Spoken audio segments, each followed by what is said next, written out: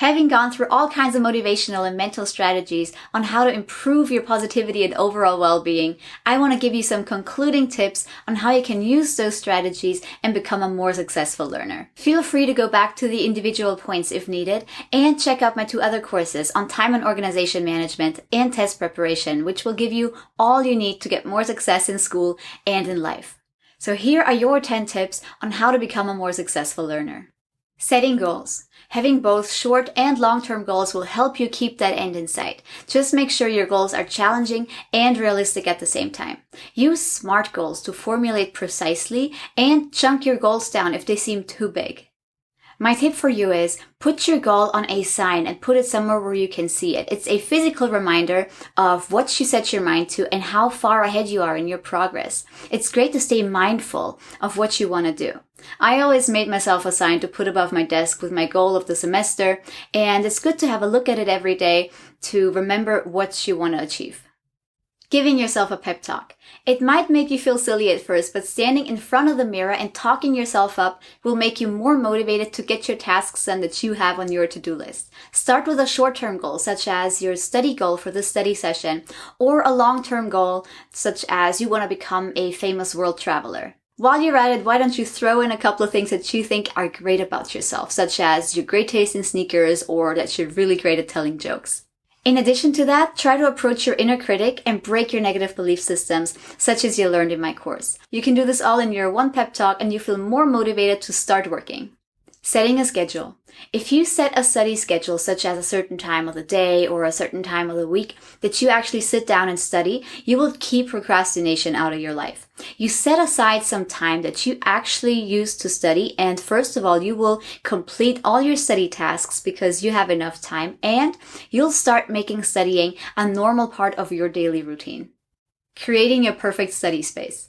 It's amazing what your learning environment does to your mind. If you have an organized desk and workspace, you will start your work sooner and it will take you less time to do it. The same goes for your room. Make sure your room is tidy and your workspace is separated from your living space. You will see by decluttering your desk and room, you will declutter your mind and bad habits. For more tips on how to create the most productive workspace for yourself, make sure you check out my course on time and organization management. Just do it. The hardest part of pretty much anything is starting it. But it doesn't matter how much you hate studying for math or doing the dishes. Once you're at it, it's not so bad anymore. So set yourself a timer for 20 or 25 minutes and study straight without a break and without distractions. Use the Pomodoro method that you heard about in my course. And once the timer is up, see how you feel. Chances are you might want to commit to another study session because you feel in the flow.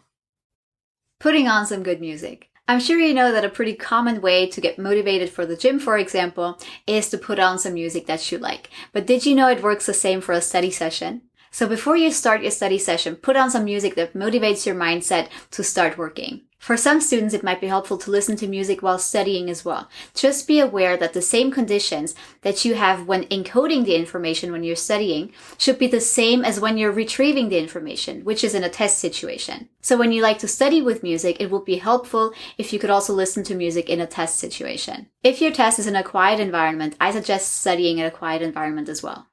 Reward yourself.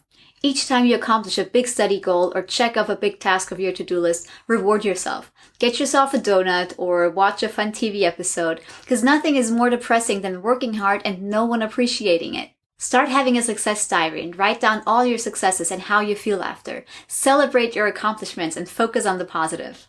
Acknowledging your resistance and negative feelings. It can be helpful to write down your negative thoughts that you have when you're studying. Acknowledge them and think of the positive intentions that they might have. Maybe they want you to try harder or be more focused this time. Write them down and then put them away. Remember that studying is a challenge, otherwise it wouldn't be hard. It's like climbing a high mountain. It's really tough in the beginning, but once you see progress and you gain height, you will see it's more rewarding and it's worth it. Learning to take on challenges and to power through will prepare you for challenges in your life. Don't run away. Have you ever noticed that when you're trying to avoid work, it feels a lot worse than when you're actually doing work?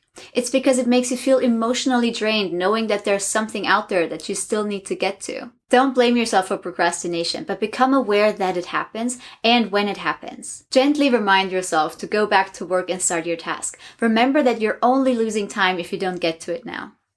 Trying to understand your study style better. Ask yourself, what makes it easier for me to study? Or how is it more fun to start working?